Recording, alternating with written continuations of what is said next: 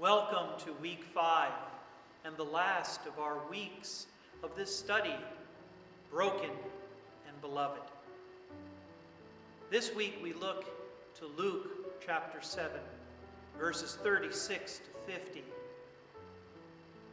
We enter into the house of Simon the Pharisee, where Jesus teaches the whole room and us a lesson about forgiveness, about God's grace. We enter into the paradox of ignorance and wisdom. Boundaries and border areas are critical places for the negotiation and the expression of core Christian values. There are places where we can see the wisdom of God demonstrated over and against the ignorance of people. Throughout Luke's Gospel, Jesus willingly crosses boundaries that exclude people, that hold them outside of the community of God's people. He redefines those who were insiders as outsiders. He defines those who think that their understanding and their keeping of the boundaries make them wise as fools that don't really get God's kingdom. Jesus eats with people in order to expand God's overall table, anticipating a time when God will restore, back to that image from Isaiah, where God restores all people from all over the earth, brings them together around a feast, and provides well-aged wines and succulent meats. A time when there will be no more crying, no more tears, and people will gather together in a fellowship of all humanity. The wisdom of God seeks paths that lead to that place. The foolishness, the arrogance of humanity seeks their own agendas. And even if it is to maintain boundaries of holiness, that is shown by Jesus' own ministry to be of our foolish doing rather than the intent, the vision, the dream of God. So what are the boundaries that Jesus crosses in this text? A couple weeks ago, when he was at another Pharisee's house, we talked about ritual purity. And that is certainly an important one. By this time, and in fact the verse just before we get to this story, Jesus has a reputation around town of being a glutton, being someone who hangs out with the wrong sort of people, the tax collectors, the sinners. So the boundary that he crosses is one of ritual purity. In this story, though, there's an additional boundary. There's the boundary of a woman. In the ancient world, women did not have a place of leadership in the temple. In fact, they weren't even allowed in the place where Israel was allowed, where the men were allowed to come and worship. They had to stay on the outskirts. It deals a lot with ritual purity, but there's also an unhealthy patriarchy going here. Women are excluded simply because of their gender. But here, Jesus seeks the wisdom of God, in which women and men also have a place at the table.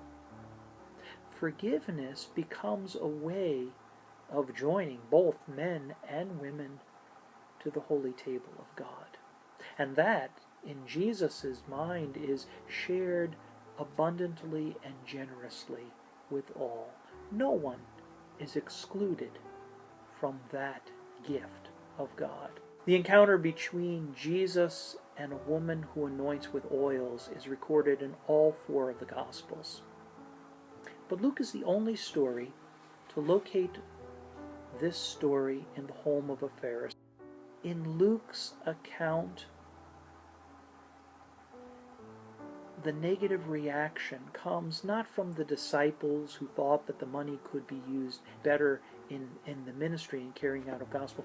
The negative reaction here to the woman and what she was doing comes from a Pharisee. The Pharisee judges Jesus. Its own ignorance judges Jesus not to be a holy man, not to be someone of God, because if he did know who it was that was touching him, who was crossing this boundary, this gender boundary, this purity boundary, then he would take steps to prevent it. In Simon's world, Jesus couldn't be a holy person, couldn't be a prophet, because he didn't play by the ritual rules. Simon's theology is centered on maintaining boundaries. And sadly, that's where too many Christians find their own theology centered. What does it mean to be a Christian? What does it mean to follow God? It means to follow the rules. It's to keep these heavy boundaries in place and then to enforce a ritual purity or a strict morality on others. And in doing so, exclude them from the table fellowship of God. But Jesus has an alternative vision, one that flies in face of much of our current Christian thought in this country. The wisdom of Jesus is not on maintaining or preserving boundaries, returning to a pure state of the past. No, the wisdom of God comes in including and expanding the boundaries. Jesus seeks to have more people at the table, not less. And forgiveness becomes a way in which we participate in the generosity, the mercy of God. We forgive others, and they forgive us. And we find ourselves at God's table. The Pharisee, ironically, his ignorance excludes himself. The Pharisee, ignorance, reveals his own need for God's love and forgiveness, because he places only himself at the table. At the end of the day, he finds out that he is on the outside. Now, of course, in Luke's gospel, where does the gospel go? The gospel goes always to those who are on the outskirts. The gospel always goes to those on the fringes. So the gospel will continue to go to even Simon the Pharisee and to every one of us who judges and excludes. But let's not be ignorant. Let's seek to practice the wisdom of God, which is full of mercy, which is full of love. This brings us to the end of our series, Broken and Beloved. I hope these 5 weeks of journeying together in small group discussion, watching videos and chat online, and daily devotions has been a time that has nurtured your faith. Thank you for journeying with me. May God bless you as we continue as the beloved, the broken, and beloved children of God.